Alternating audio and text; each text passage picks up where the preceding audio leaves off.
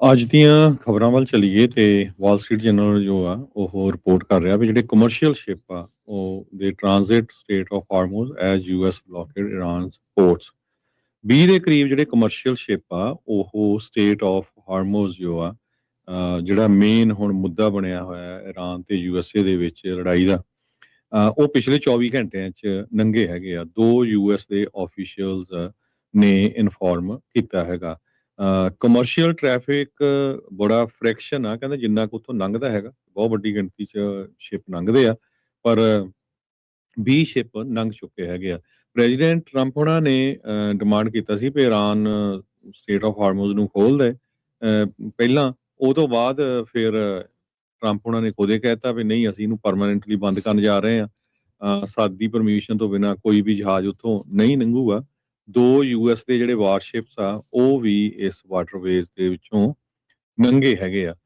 ਸੋ US ਦੀ ਜਿਹੜੀ central command ਆ ਉਹ ਯੂਐਸ ਦੀਆਂ ਫੋਰਸਿਸ ਨੂੰ ਮਿਡਲ ਈਸਟ ਦੇ ਵਿੱਚ ਜੋ ਦੇਖਦੀ ਆ, ਉਹਨਾਂ ਨੇ ਜੋ ਮਾਈਨਸ ਹੈਗੀਆਂ ਆ, ਕਹਿੰਦੇ ਵੀ ਇਰਾਨ ਵਾਲਿਆਂ ਨੇ ਸੀ ਮਾਈਨਸ ਵਿਛਾਈਆਂ ਹੋਈਆਂ ਆ, ਉਹਨਾਂ ਨੂੰ ਕਲੀਅਰ ਕਰਨ ਦਾ ਕੰਮ ਕਰ ਰਹੇ ਹੈਗੇ ਆ।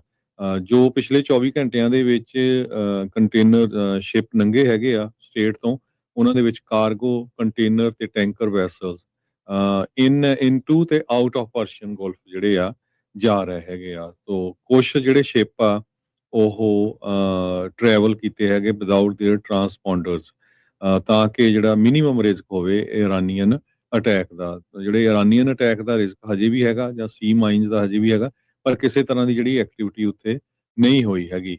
ਸੋ US is enforcing blockade of Iranian ports.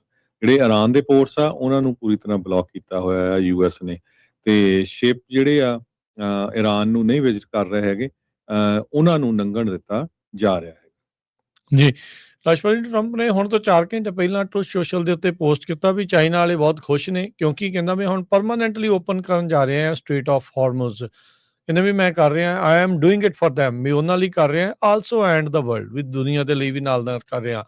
ਕਹਿੰਦੇ ਵੀ ਇਹ ਜਿਹੜੀ ਸਿਚੁਏਸ਼ਨ ਆ ਕਦੀ ਦੁਬਾਰਾ ਨਹੀਂ ਹੋਊਗੀ। ਕਹਿੰਦੇ ਵੀ ਮੈਂ ਉਹਨਾਂ ਨੂੰ ਚਿੱਠੀ ਲਿਖੀ ਸੀਗੀ ਜਿਹੜੇ ਸ਼ੀ ਜਿਨਪਿੰਗ ਨੂੰ, ਵੀ ਇਰਾਨ ਨੂੰ ਬਰੂਦ ਅਸਲਾ ਵੈਪਨਸ ਆ ਉਹ ਨਾ ਘੱਲੋ। ਤੇ ਪ੍ਰੈਜ਼ੀਡੈਂਟ ਸ਼ੀ ਕਹਿੰਦੇ ਆ ਵੀ ਉਹ ਮੈਨੂੰ ਹੁਣ ਜਦੋਂ ਕੁਝ ਹਫ਼ਤਿਆਂ 'ਚ ਉਹਨੂੰ ਮਿਲਣਾ ਆ, will give me a big fat hug, ਵੀ ਘੁੱਟ ਕੇ ਜੱਫੀ ਜਿਹੜੀ ਉਹ ਪਾਊਗਾ।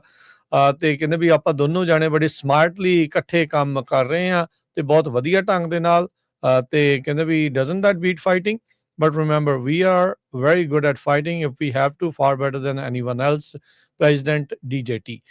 ਸੋ ਕਹਿੰਦੇ ਵੀ ਫਾਈਟਿੰਗ ਤੋਂ ਤਾਂ ਇਹ ਬੈਟਰ ਹੀ ਆ ਇਸ ਤਰੀਕੇ ਦੇ ਨਾਲ। ਤੇ ਪਰ ਕਹਿੰਦੇ ਯਾਦ ਰੱਖਿਓ ਜੇ ਲੜਨ ਦੀ ਗੱਲ ਹੁੰਦੀ ਆ ਤੇ ਅਸੀਂ ਸਭ ਤੋਂ ਵਧੀਆ ਜਿਹੜੀ ਉਹ ਲੜਾਈ ਲੜਦੇ ਹੈਗੇ ਆ। ਸੋ ਅੱਜ ਜਿਹੜਾ ਹੁਣ ਕਨਫਲਿਕਟਿੰਗ ਸਿਗਨਲਸ ਜਿਹੜੇ ਆ ਰਹੇ ਆ, ਇੱਕ ਪਾਸੇ ਕਹਿ ਰਹੇ ਵੀ ਅਸੀਂ ਫੁੱਲੀ ਇੰਪਲੀਮੈਂਟ ਕਰਦਾ ਹੈ ਬਲੌਕੇਡ, ਦੂਜੇ ਪਾਸੇ ਕਹਿੰਦੇ ਵੀ ਮੈਂ ਪਰਮਾਨੈਂਟਲੀ ਓਪਨ ਕਰਤੀ ਹੈ ਸਟ੍ਰੇਟ ਆਫ ਹਾਰਮੋਜ਼। ਸੋ ਹੋਇਆ ਕੀ ਆ, ਖੁੱਲੀ ਆ, ਬੰਦ ਆ, ਕਿਵੇਂ ਆ? ਸੋ ਇਸ ਚੀਜ਼ ਨੂੰ ਜਿਹੜਾ ਉਹ ਲੈ ਕੇ ਆ। ਪਰ ਜਿੱਦਾਂ ਤੁਸੀਂ ਜ਼ਿਕਰ ਕੀਤਾ ਪਿਛਲੀ ਜਿਹੜੀ ਗੱਲਬਾਤ ਦੇ ਵਿੱਚ, ਵੀ ਜਿਹੜੀਆਂ ਤਾਂ ਈਰਾਨ ਨੂੰ ਜਾ ਰਹੀਆਂ ਸ਼ਿਪਸ ਨੇ ਉਹਨਾਂ ਨੂੰ ਜਿਹੜਾ ਉਹ ਬਲੌਕ ਆ, ਜਾਂ ਉੱਧਰੋਂ ਆ ਰਹੀਆਂ ਨੇ ਉਹਨਾਂ ਨੂੰ ਬਲੌਕ ਆ, ਪਰ ਬਾਕੀਆਂ ਦੇ ਨੂੰ ਜਿਹੜਾ ਉਹ ਆਵਾਜਾਈ ਜਿਹੜੀ ਉਹ ਚੱਲਦੀ ਜਿਹੜੀ ਉਹ ਰਹੇਗੀ। ਲੱਗ ਇਹੀ ਰਿਹਾ ਆ ਹਰਜੋਤ ਸਿੰਘ ਜੀ ਵੀ ਲੜਾਈ ਆ ਇਵੈਂਚੁਅਲੀ ਹੁਣ ਰੈਂਪ ਆਫ ਜਿਹੜੀ ਹੋ ਰਹੀ ਆ, ਡਾਊਨ ਜਿਹੜੀ ਉਹ ਜਾ ਰਹੀ ਆ।